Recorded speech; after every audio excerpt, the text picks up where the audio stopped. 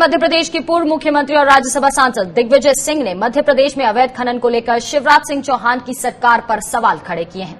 एक खबर को रीट्वीट करते हुए दिग्विजय सिंह ने कहा है कि शिवराज चौहान अवैध रेत उत्खनन के बादशाह हैं, प्रमुख संरक्षक हैं। सैया भय कोतवाल तो अब काहे का डर। दरअसल मध्य प्रदेश के देवास में रेत माफिया ने थाने से महज 100 मीटर की दूरी पर एसडीओपी और पुलिस कर्मियों पर हमला किया और इस हमले में पुलिस के 2 जवान जख्मी हुए हैं।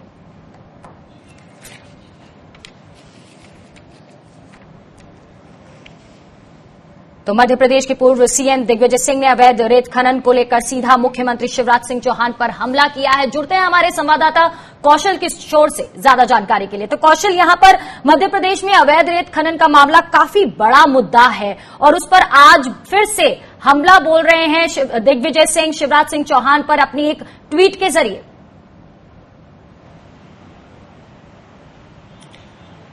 जी, पूर्व मुख्यमंत्री दिग्विजय सिंह ने सीधा सीधा आरोप लगाया है। हम आपको बता दें कि इसके पहले जब कांग्रेस सरकार थी उसके पहले 13 साल तक लगातार मुख्यमंत्री रहे हैं शिवराज सिंह चौहान और उस समय भी अवैध रेत खनन की घटनाएं बहुत ज्यादा थी। यहां तक कि उन भारतीय जनता पार्टी के विधायक भी लगातार विधानसभा में आरोप लगाते रहते थे और जो अभी कृषि मंत्री है कमल पटेल, उन्होंने उस समय एक पत्र लिखकर राष्ट्रीय अपना जो संगठन था उसको भी अवगत कराया था कि जो रेत खनन है वो पोकलेन मशीनों की जरिए किया जा रहा है जिससे नर्मदा छलनी हो गई है।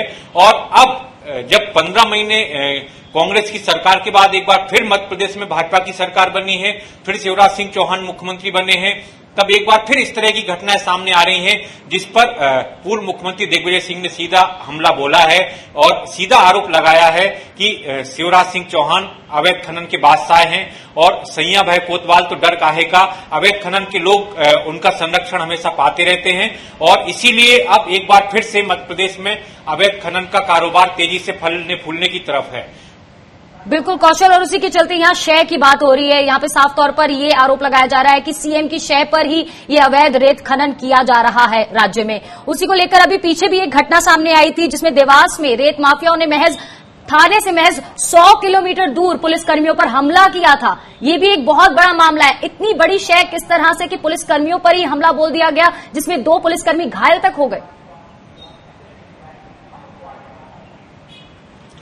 निश्चित तौर से ये मध्य प्रदेश में ऐसा पहली बार नहीं हुआ है। हम आपको बता दें कि पहले भी जब शिवराज सिंह चौहान की सरकार थी उस टाइम भी एक आईपीएस अफसर भी मौत का शिकार हो गए थे और ऐसे कई जो फॉरेस्ट के लोग हैं, फॉरेस्ट के कर्मचारी हैं, पुलिस के हैं, वो लगातार ऐसी घटनाओं का शिकार होते रहते थे।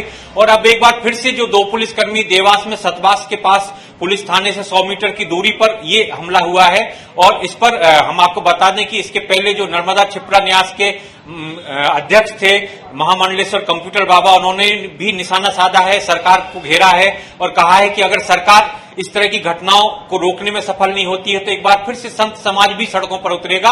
और ये बहुत ही दुर्भाग्यपूर्ण घटना है जब पुलिस पर ही सीधा हमला हो जाता है और पुलिस कुछ नहीं कर पाती है। बिल्कुल बिल्कुल कौशल, आप हमारे साथ बने रहिए। हमारे साथ फोन लाइन पर विभा पटेल, नेता कांग्रेस, भी जुड़ चुकी हैं।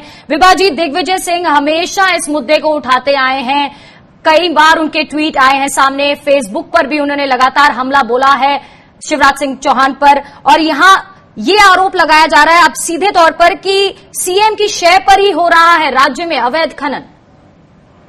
बिल्कुल निश्चित तौर से माननीय दिग्विजय सिंह जी कभी भी कोई भी आरोप निराधार नहीं लगाते। आपने जब देखा जब तक कांग्रेस की सरकार रही तब तक अवैध खनन पर न केवल अंकुश लगा रहा बल्कि माफिया सर नहीं उठा पाया था। लेकिन जब से कांग्रेस की सरकार गई है तब से लगातार रेत उत्खनन जिस तरह से अवैध रूप से जारी है, लोगों के डंपर चालू हो चुके हैं और बरसात चालू होने के बावजूद भी रेत लगातार परिवहन की जा रही है। इससे ये स्पष्ट होता है कि भारतीय जनता पार्टी की नेताओं की शह पर ये काम हो रहा है। जी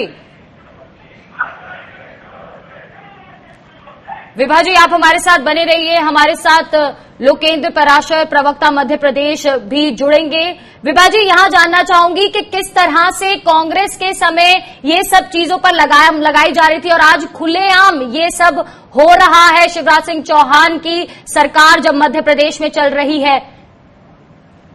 देखिए, हम लोगों ने न केवल जो टेंडर होने चाहिए थे, इकाइयों को टेंडर दिए गए थे, क्षेत्र आवंटित किए गए थे, बल्कि जिले का जो माइनिंग ऑफिसर था वो भी सशक्त किया गया था। लेकिन आज आप देखिए, माइनिंग ऑफिसर्स की कोई बिसात नहीं है, रेत के टेंडर कैंसिल कर दिए गए हैं, और ये जो टेंडर कैंसिल किए गए हैं उसका परिणाम ये हो रहा है कि एक तरफ राज्य को राजस्व की हानि हो रही है और दूसरी तरफ अवैध रूप से परिवहन जारी है। जी, कौशल हमारे संवाददाता भी हमारे साथ जुड़े हुए हैं। कौशल, यहाँ विभा पटेल जी बता रही हैं कि कांग्रेस के शासनकाल में बहुत नकेल कसी गई थी इन अवैध खनन को लेकर, और वहीं आज ये खुलेआम घूम रहे हैं, गुंडागर्दी कर रहे हैं शिवराज सिंह चौहान की जब सरकार है मध्य प्रदेश में। कौशल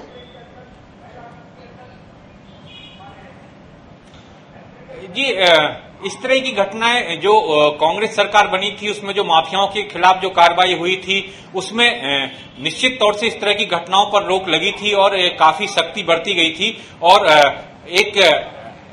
एक अच्छी बात ये कही जा सकती है कि मध्य प्रदेश को उस समय कहा जा सकता है कि इस तरह की घटनाओं का सामना नहीं करना पड़ा था, जो कि अब फिर से जो पुलिस पर हमला हुआ है इस तरह की कोई स्थितियां सामने नहीं आई थी, और इसको एक सफलता माना जा रहा था कांग्रेस सरकार की। और हालांकि अभी भी कृषि मंत्री जो कमल पटेल हैं उन्होंने एक बार फिर दावा किया था कि अवैध रेत खनन पर अंकुश लगेगा और जो नर्मदा नदी है या दूसरी नदियां हैं उनमें किसी भी तरह से मशीनों से अवैध उत्खनन नहीं किया जाएगा। लेकिन इस तरह का दावा सिर्फ दावा ही साबित हो रहा है और वो हकीकत में सामने नहीं आ पा रहा है। और इसका सीधा सीधा सा ये जो निहितार्थ है वो ये है कि जो अवैध खनन के जो कारोबारी हैं जिन पर आरोप लगते रहे हैं वो सक्रिय हो गए हैं और वो कहीं ना कहीं अपनी पहुंच का इस्तेमाल कर रहे हैं और इसीलिए उसी तरह की घटनाएं अब फिर से दावे यहाँ सरकार की तरफ से किए जा रहे हैं। कौशल, हमारे साथ विभा जी भी बनी हुई है। विभा जी, सरकार के द्वारा दावे तो किए जा रहे हैं कि अंकुश लगाया जाएगा, लगाया जा रहा है, लेकिन कहीं वो नजर नहीं आ रहा है इस समय। आपका क्या कहना है इस पर? देखिए, पहले भी जब भारतीय जनता पार्टी का शासन था तब एक आईपीएस ऑफिसर को रेत माफियाओं के द्वारा मौत के घाट उतारा गया था। अभी भी स्थितियां ये हैं कि जहां जहां पर अंकुश लगने का प्रयास होता है वहां पर रेत माफिया इस कदर हावी है कि ना वो केवल वो सरकारी अफसरों के साथ मारपीट करते हैं बल्कि जो चोरी करके लोग रेत ले जा रहे हैं उन्हें भी संरक्षण देते हैं। देखिए, ये केवल और केवल सरकारी संरक्षण में काम चल रहा है और इससे कतई सरकार इनकार नहीं कर सकती कि भारतीय जनता पार्टी के नेताओं के संरक्षण में और सरकार के संरक्षण में ये काम चल रहा है। जी, शुक्रिया विभा जी हमारे साथ जुड़ने के लिए। कौशल, आपका भी शुक्रिया तमाम जानकारी हम तक पहुंचाने के लिए। तो अवैध रेत खनन पर फिर एक बार घिरे शिवराज सिंह चौहान।